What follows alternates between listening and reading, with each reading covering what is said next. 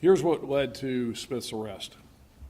On September 30th, 2021, Jeremy Brown was booked into the Pinellas County Jail on federal charges stemming from the January 6th incident at the U.S. Capitol in Washington, D.C. A federal judge ordered Brown held without bond pending trial. Brown is being held at the Pinellas County Jail because we have a contract with the United States Marshal Service to hold federal prisoners in the Tampa Bay area. Brown is not facing any state charges, and he was not jailed by the Pinellas County Sheriff's Office. Brown's arrest and incarceration has certain groups upset, and they have posted their opposition to Brown being held in jail on various, various social media sites. These groups claim that Brown is a political prisoner. The opposition groups also organized 2 protests at the Pinellas County Jail, one back in November and one yesterday on the 1-year anniversary of the event at the Capitol. Yesterday's protest began at 5:00 p.m. Approximately 85 protesters gathered in the east end parking lot of the Pinellas County Courthouse along the driveway access to the jail. The protesters waved signs and they made speeches opposing Brown's incarceration. The protest was due to end at about 8 o'clock last night. At about 7:30 p.m., Pinellas County Sheriff's Office deputies saw Garrett Smith running eastbound through the parking lot, which is east of 49th Street. So the protest, and as you can see here on this map to my left, you'll see where the protest was occurring, which is here. And Brown was over here on the east side of 49th Street. Where he was first seen by deputies was right here to the east of these buildings and on the north side of that parking lot. And so he was seen by the deputies running, and he was dressed in all black. He had a black covering over his face, and he was carrying a black backpack. He was running fast, and it looked like that he was fleeing from something. As you can see here from the map and the diagram, he continued to run east and then ran north. He was caught by deputies at 144th Avenue west of 46th Street. After catching Smith and conducting an investigation, deputies arrested Smith on charges of loitering and prowling. They searched Smith's backpack incident to his arrest and found a pipe-type explosive device. You can see here in these photographs to my right, the third one down, which is the pipe explosive device that was found inside Smith's backpack. Also in the backpack was a black helmet, and that's depicted there in the second poster to my right or to your left. The black helmet with colors on it and logos that resemble logos that have been seen in protests by groups in Oregon and in other places of the country. According to Smith's family, he had been in Portland, Oregon, and returned several months ago. There was also a document in Smith's backpack titled Direct Action Checklist, or as he put it with the acronym DACK. And that's this document here to my right. As you'll be able to see on the DACK, it contains a layout of the clothing Smith was to wear, and what's listed is in fact consistent with what he was wearing when he was arrested last night. The list includes all black clothing and a black face covering. The next category on Smith's list is what he calls armor. So you can see there at the top, it's got the clothing, and then it's got a list of armor. And within that section of his list, it contained a black helmet with armor, black vest, knee guards, elbow pads, and a personal shield. The third category, which is the one at the bottom of the list and it's the most extensive, is titled gear, and it is to be kept in a backpack, and it includes a gas mask and filters, pepper spray, smoke rockets, and flammable rags. After finding the explosive device, deputies called the Hillsborough County Sheriff's Office bomb squad to the scene, and bomb technicians determined that the device was in fact an active explosive device.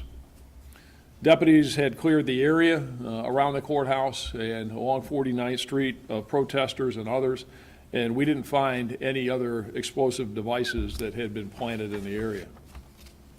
Smith's car was located a short distance from where he was arrested by deputies. So as you can see here, the orange dot to my left at the middle of this map, and then you can see Smith's car, which is just to the north and to the east. Inside the car, deputies found a bag of M80 fireworks. Deputies also obtained a search warrant for Smith's residence and located another pipe-type explosive device along with hand grenade-type explosives in Smith's bedroom. Nails that are used in these explosive devices and duct tape were also located with the explosive device at Smith's home, and those are depicted in the poster the furthest down here in the row on my right. And those are the devices that were in the backpack in his bedroom. We have a close-up of the hand grenade type devices that are laying on the bed there in the top photo on that board to the furthest down on my right. Smith refused to give any information. He refused to talk to deputies, so we really have no idea as to what his political leanings are and whether he supported or opposed the protesters at the jail. We also don't know exactly what his plan was or why Smith was running away from the protest area when he was apprehended by deputies and before he had an opportunity to detonate the explosive device. Smith has no criminal history, no social media accounts that we can find, and there's no prior intelligence information about Smith. Smith is what we call a sleeper, and these are the most concerning individuals because there's no opportunity to intervene and thwart their criminal activity until they actually act. We're fortunate in this situation that something caused Smith to flee before he ignited the explosive device and the deputies were able to apprehend him. We've been in communication with the FBI, and this investigation is ongoing in conjunction with them and other federal law enforcement partners. Smith is currently being held in the Pinellas County Jail on $300,000 bond.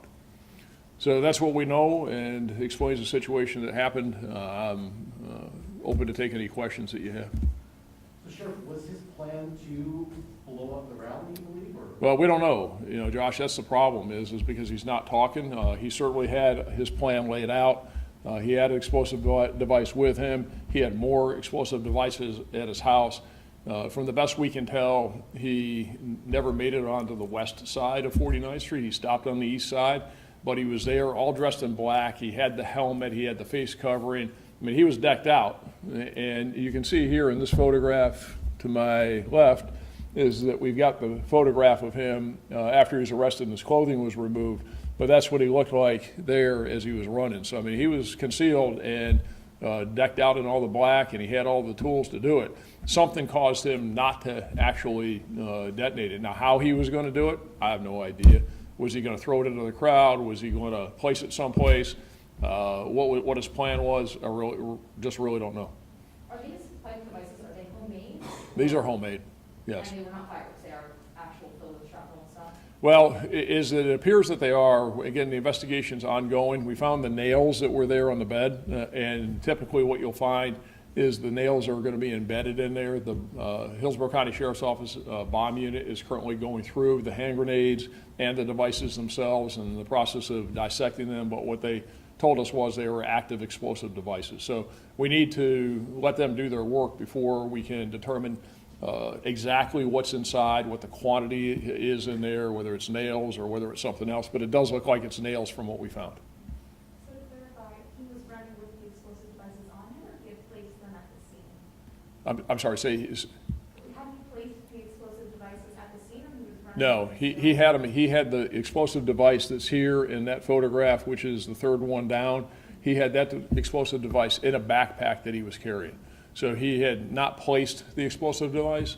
Something happened, and, we could speculate as to what happened, but I can tell you that coincidentally to this, now we had, because of the protest out there last night, is we had undercover detectives out there that were in the middle of it. We had uniformed deputies in the area, but coincidentally, we were also working a pretty significant traffic enforcement detail on the Bayside Bridge, and deputies were up and down 49th Street with lights on doing traffic stops during this.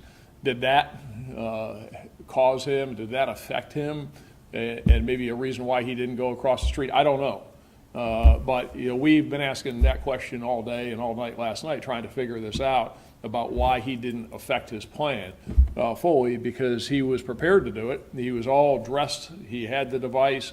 He had his plan. He had his written document that explains it all. He had more at home, but why he actually didn't do it. Something happened because it caused him to flee, and based upon what the deputies saw, he was running fast. He was running away from something. So something caused him, and when he ran, of course, he was trying to get to his car. So something caused him to want to get out of there quickly and take off, but I don't know what it is. Did you ever interact with any of the protesters? He was always on the opposite side of it. Yeah, we have not been able to determine that he actually interacted with any of the protesters. And again, I don't know whether he was in support or in opposition to the protesters. It's hard to tell. The only thing that I can tell you is that that helmet with those colors and some of the arrows and the diagrams are consistent with what you see protesters that have worn in other protests in Portland where he was and in some other places. But I can't tell you again whether it's in support or opposition to these people who were out there last night. I just don't know. So no known affiliation to any? No, we can't find anything on this guy. I mean, like I said, he's a sleeper, and those are the ones that are most concerning, and it's the hardest to figure out because there's absolutely nothing out there. And we've checked with authorities out in Portland, we've checked with the FBI, we've scoured social media, we've checked all the indices and databases and resources that we have. And I tell you, one of the things that's very unusual is we find no social media. That, especially in this day and age for somebody that's 22 years old, that's very unusual. So he might have it under some pseudo names. There could be a number of explanations, and that's why it's an ongoing investigation, because we still want to try and figure out what this guy's motivation was. Which side was he on in this? Is his family cooperating? His family's been cooperative. Yeah. When you look at devices like this, can you describe how destructive this could have been had he decided to take that extra step? Yeah, it could have been very destructive, and he could have hurt a lot of people, depending upon the number of nails or whatever other things are inside the explosive devices, because that's what they do. They pack it with those, and then it goes off, and people are going to be hit by it. So, I mean, people could have been hit in the face and eyes and all kinds of things. It just depends. But it had the potential to be very harmful to people, and especially with what he had at home. He had an exact replica or another one of the one that was in his backpack. Plus, he had those hand grenade-looking devices. And again, we're still in the process of trying to figure it out, but it looks like there's probably nails inside of those. So what was he going to do after last night? Where was he going to go next? What is he going to do? Of course, we don't know the answer to that, but he had all the equipment to cause destruction. And you said he's from Maryland? No, he is, as far as we know, his family lives in Oldsmar, in East Lake Woodlands. He was recently out in Portland, Oregon. He returned several months ago from being out there, and that's really what we know about him at this point.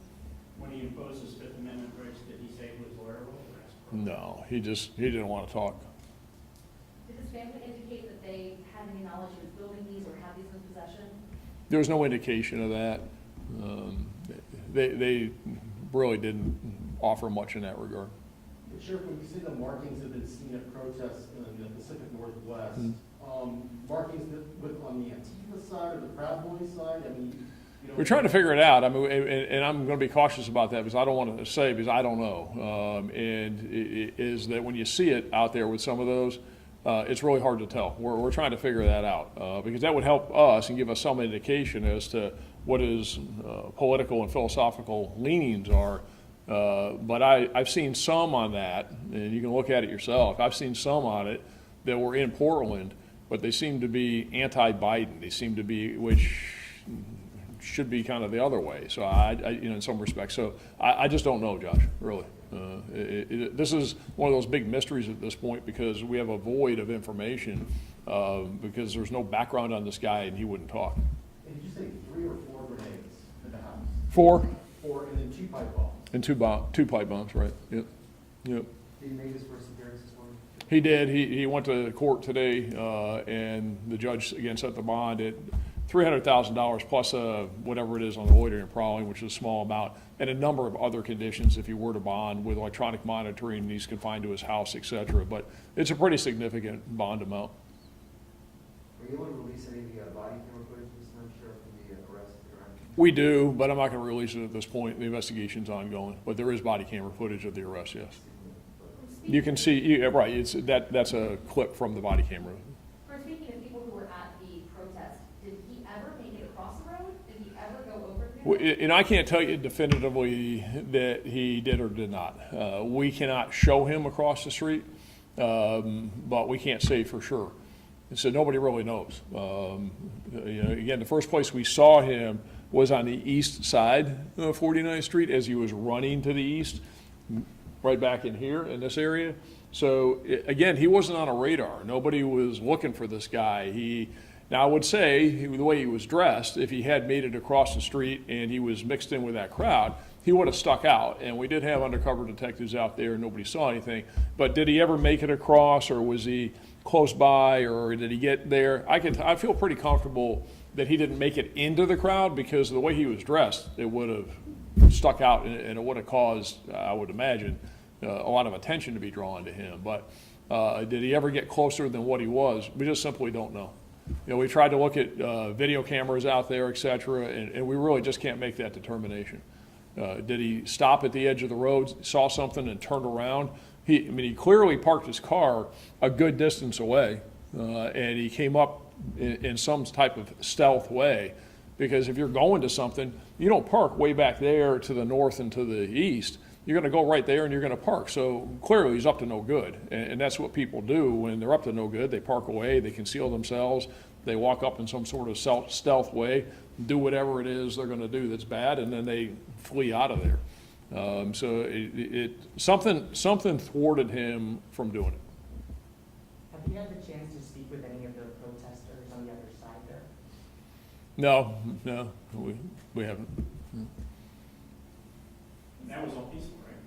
Yeah, that was all peaceful. No, they're fine. They're just out there doing what they do, and they cause no problems. They're absolutely fine in their protesting, no issues.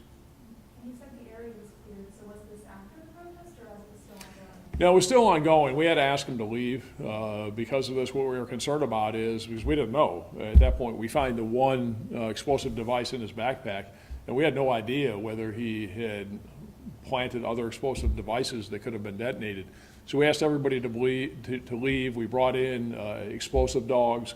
We searched the area with those explosive canines. We had the helicopter up with heat sensing. We did a number of things, and we made sure that area was clear and secure. But so no, we asked them to leave because it was, you know, a situation that was unknown. At about what time was that? Probably about 7:40, 7:45, probably about 15 minutes or so before the protest was scheduled to end. Did that activity make the protest end early? 15 minutes. You know, and under the circumstances, they were very cooperative. I mean, they didn't want to be there with that type of potential threat. You told them why they had to. See, they were told that there was a problem. Does he live with his parents? He does. He lives with his parents and siblings. All right. Thanks, everybody. Thank you.